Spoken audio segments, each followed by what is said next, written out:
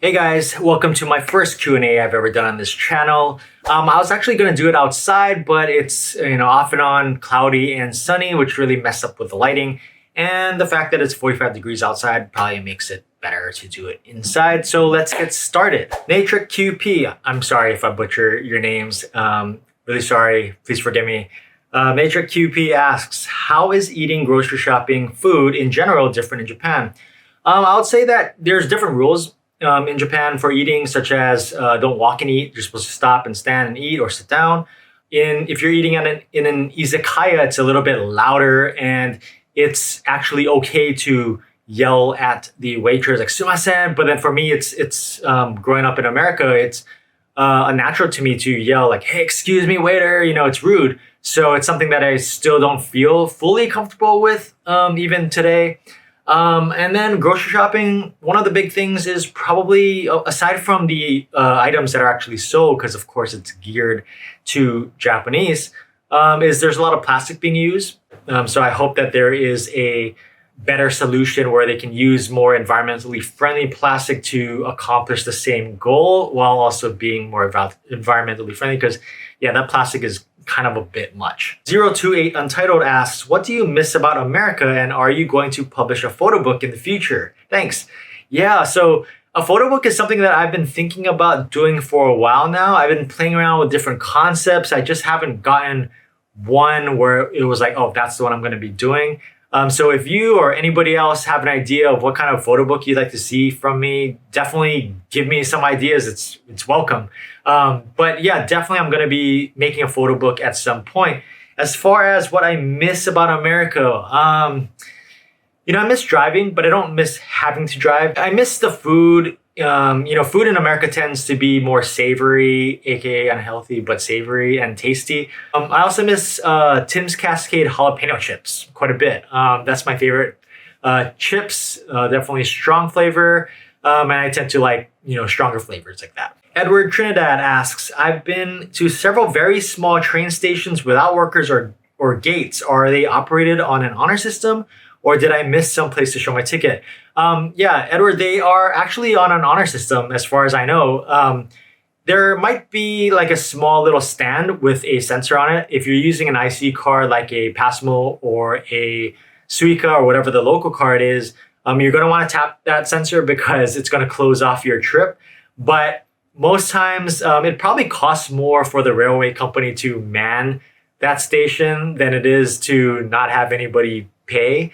But yeah, like sometimes they'll be manned from certain hours, but the trains will come outside of hours as well. And technically you can buy like a ticket to the next stop, but then use it for a long train ride and then not have to show it or give it to anybody. I'm just saying don't do it, but I'm just saying that is possible. Tina's Tokyo Diary asks, what place, prefecture, city in Japan would you recommend for a vacation and why, except for Tokyo? I'm gathering ideas for my next trip. Well, Tina, as you know, there's like a lot of places that are fantastic. For me, in recent years, I think one of my favorite places that I stayed at was Hoshino Resort's Oirase Keiryu Hotel, which is in Aomori Prefecture. It's like in the middle of nowhere, so you either need a car or they have a shuttle bus that takes you there. You can take part in different activities that the resort provides. But it's in the middle of nowhere. It's super peaceful, next to a stream. The onsen that they have, or the hot spring, is gorgeous. I went in the winter. It's like beautiful with like the ice walls. And then the food, it's like a buffet of all you can eat. I like foods like ikura and maguro, and it was like all you can eat. So definitely a good buffet, good time spent there. I recommend it. West2225 asks, how have things been in Japan without the usual foreign tourists? I'm going to say great and lonely. It's been great because, like anywhere that has a problem with over-tourism, like there's going to be a lot of tourists that get in the way, not knowing what to do. In Tokyo, it's like they'll stand right in front of the ticket kiosk or, the ticket gates at the train station, or they will stand on the wrong side of the escalator. Just things like that, or be loud in the train, be obnoxious. And without that, it's a lot smoother day to day and just less crowded in the streets. Tokyo is already crowded as it is, but it's also lonely because we don't get to see friends and family visiting. So that kind of sucks. But I think overall it's been more peaceful. I want to say, I feel bad saying it, but yeah, it's been peaceful. Homer Sapiens 1 asks, what's your take on possible reopening of Japan borders to foreign tourists? That's a good segue. Yeah, I think it has to happen at some point sooner than later because there are a lot of families, separated because they are not allowed to enter into Japan. There's a lot of people who may be enrolled in school here or found a job here and quit theirs back home and they're not able to enter. So there's a lot of that going on, as well as people, expats and foreigners living in Japan who are not able to see their family and friends that easily or at all. And so that kind of thing I think needs to be changed. But of course, there is the worry of, following the rules because the pandemic is still going on. And I look at the news and maybe other videos on YouTube or something of how people are in like the UK or in the US or Canada, and no one is wearing masks outside on the streets. But if you go and look around in Japan, everybody's wearing masks everywhere. And, some might wonder why do we have to wear masks outside? I don't want to wear masks outside. And yeah, for me too, I don't want to wear masks outside a lot of times. But it's also not only about what you believe or what you think. It's more like the society functions a lot smoother if you do it and follow the rules and do what everybody else is doing in the area that you're in. And so I would just hope that people be more mindful and respectful of that and have the common sense to follow the rules more than what they personally believe. But yeah, hopefully that goes smoothly. I don't know. We'll see. Aya Hawaii asks, how did you get into photography and social media? That's a good question. I think for photography, I always liked taking it. When I was a little kid, I had a small camera and I would just point and shoot certain things. And I took it in high school as well with a real SLR camera. But I was young and, like to go out and have fun. And there's other priorities than to go around and taking pictures, lugging my camera around. So I kind of put that to the side. But then I realized, I moved around to different cities and I realized I didn't have a whole lot of good photos documenting my time there. And, just even places that I've been to or just buildings or street corners that I would frequent. And I just don't have any documentation of that. And then I thought, if I'm going to be living in Japan, I really should make a conscious effort to document the things and the experiences and the places that I come across because it's, it could be just for this moment in my life. So I bought an entry-level SLR and started taking pictures and really enjoyed it. And so I just moved on from there. And with social media, I had the internet from a very young age. My dad worked in educational technology. So we had the internet before people around me had it. It was slow dial-up, 28K. But I realized that I enjoyed the fact that I could make a page or profile for myself and decorate it and kind of create this online identity of me. And throughout the years, I just continued to use it. And, more recently, I realized if I'm going to do it and I like taking photos, I should do it with more purpose.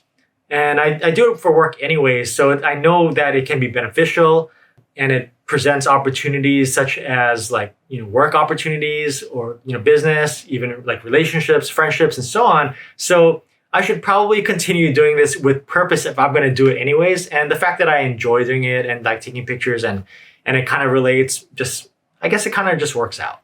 1827 Olga asks, do you have new goals for this year?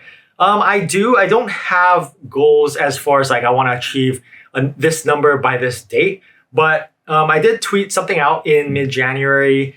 It's just my areas of focus. So kind of related, I guess. One is focus on job and business ventures. I know more now than ever what I'm good at, what I'm bad at. And I just want to focus on getting better at the things that I'm good at and then use it for business and to help other people out.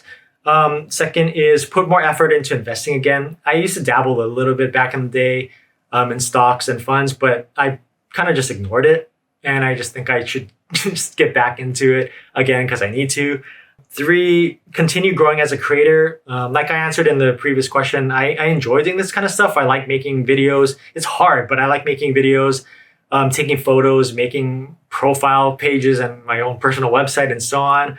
I do want to continue to get better and to just continue doing this creative work. It's fun for me. Next is to learn Web3, Metaverse, NFT stuff by experience. I know we're in a bubble, especially with the NFT stuff, and it's like super overhyped. And a lot of people, think it's silly, as do I to a point, but I do also understand and believe that the foundation of that technology is going to be a huge pillar in our society going forward. And it's something that I think we need to understand. But it's difficult because we only can judge from the lenses that we have now. Yeah, I think it's just something to be a little bit more aware of. And so I want to focus a little bit on understanding that this year. And then finally, just be healthier. I'm like terrible right now. I always have these excuses like I don't have time.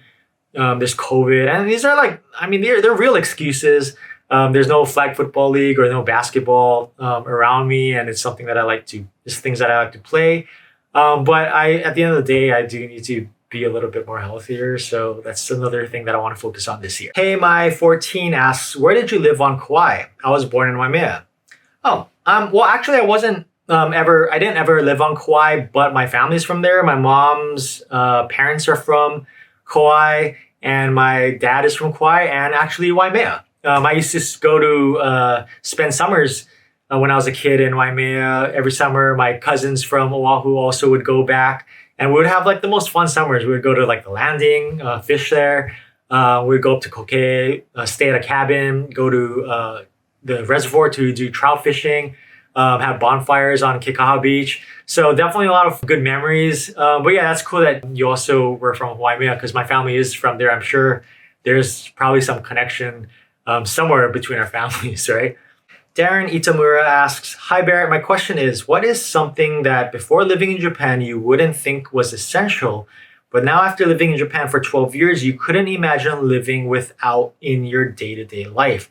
Thanks as always for your great videos. Thank you. That is a very, very good question.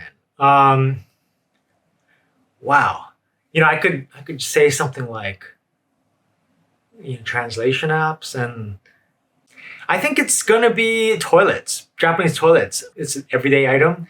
And, after getting used to having that kind of bidet system and like heated seats, things like that, I think it's crazy to not have that. When I go back home, it's almost like traveling in the past as far as the toilet goes. Yeah, having a Japanese toilet or at least a toilet that fits 2022 is something that I think I can't or really, really don't want to live without. Sweetfire Ishii asks, which is your favorite photograph from last year? Ooh, that is a good one. Let me look. There's like a lot, right? Like I went to Kyoto. I took a sunset pic with a pagoda. That was a nice pic that I really liked. Gorgeous view. I like some of my street photos from Kichijoji. I like the color and the atmosphere and the vibe of that area. Tokyo Station with the streaks of light going by. I took that right after I got my vaccine. I'm going to say that I like the Tokyo Skytree picture at sunrise over Japan. I think, Japan, sunrise, it goes hand in hand. And seeing Tokyo right before the day starts is just gorgeous. And at the time, I was watching it with my wife. We were staying at the Mandarin for our anniversary, and we got up and watched the sunrise together. And that's when I took it. So attached with that memory and just the fact that I thought the view was gorgeous, probably my favorite picture of 2021. Jay Color asks, which creators inspire you most on the platform, and what advice would you give to a small channel trying to grow? I think one of the creators that I watched for the longest is probably Peter McKinnon, just because he's good at giving educational advice for videos and photography, and that's something that I really like. The way he is in front of the camera is like so natural. Love the B-rolls and everything like that. So he's one of the creators that probably I've consumed the most content from. Like, it's always cool to come across a new creator that you haven't really seen before and then pick up certain things about their videos. And there's just like so many talented people out there. I think recently I've watched a lot of like young creators like Kelly Wakasa, super talented, and Elliot Choi and that gang, Joma.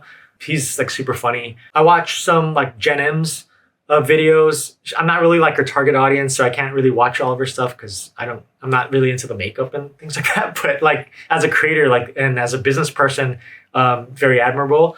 But yeah, those are some of the people that I've paid attention to and watch. As far as advice for a small channel, like I'm a small channel too, so take it for what it's worth. But I think whatever videos you put out has to be true to who you are, in the sense that it has to be something you are really interested in, you naturally do, or you are super knowledgeable about. Because as you probably know, like making these videos is like ridiculously hard. It takes up so much time and energy, and it's at least a second full-time job. It's insane how much goes into it. So it has to be something that really resonates with you. Otherwise, you're just not going to be able to continue it. A lot of people, I think, will look at what they're trying to achieve. Like, oh, I want to have this viral video. That's why I'm going to choose these kind of funny videos, or, this, whatever it is. But it's not true to who they are. So it might hit and be viral, but it's not something that they actually want to do. So I guess you just have to make stuff that is true to who you are to give yourself a chance to continue and succeed. Hojin Jong asks, do you have to pay Japanese taxes and US income taxes while living in Japan? If you are under a certain amount, then you only have to pay taxes in Japan.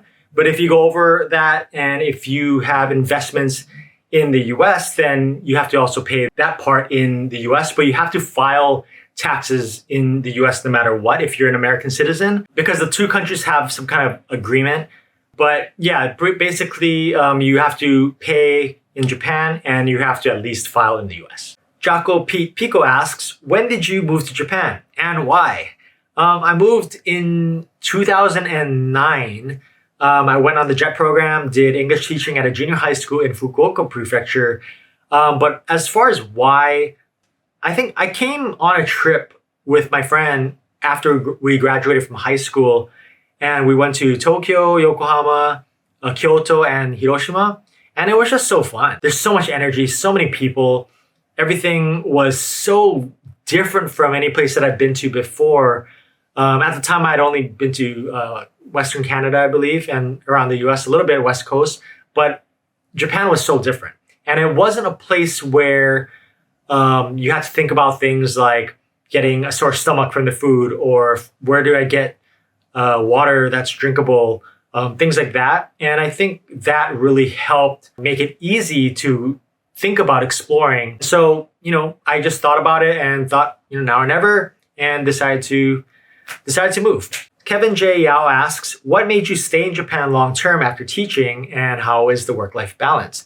Like I said, I moved in 2009, and my plan at the time was to work for 2 years doing English teaching, but I never wanted to be a teacher, so I didn't want to spend too long doing that. But at the time, the US economy was still not that great. The yen was stronger than the dollar. In fact, I was having a lot of fun, still not done exploring. So I was thinking, like, why am I going to move back now when I have this? So I extended it for a year, and then I extended my contract another year, and so on. And that's just kind of kept me here. Was able to move to Tokyo, find work that I enjoy doing, and yeah, just adapted to the way of life. Everything is very smooth for the most part, clean, safe. Food is good. I think it's definitely it has its challenges, like anywhere it does, but yeah, just the ease of the day-to-day, I think, has helped keep me here this long. As far as work-life balance, I think it just depends on like where you work and what you do. I'm not someone who would work for a company that doesn't let me have my own freedom and my own time. And luckily, my company is super free and flexible. So, I think work-life balance is fine. Julian Louis asks, what's the latest on Japan opening its border to tourists? Honestly, I don't really know. I'm getting the information from the same places that you are probably. I think we all are. As far as I know, Japan's opening up slowly, little by little, but there is no like concrete plan, and it's like constantly changing. It's kind of a day by day thing.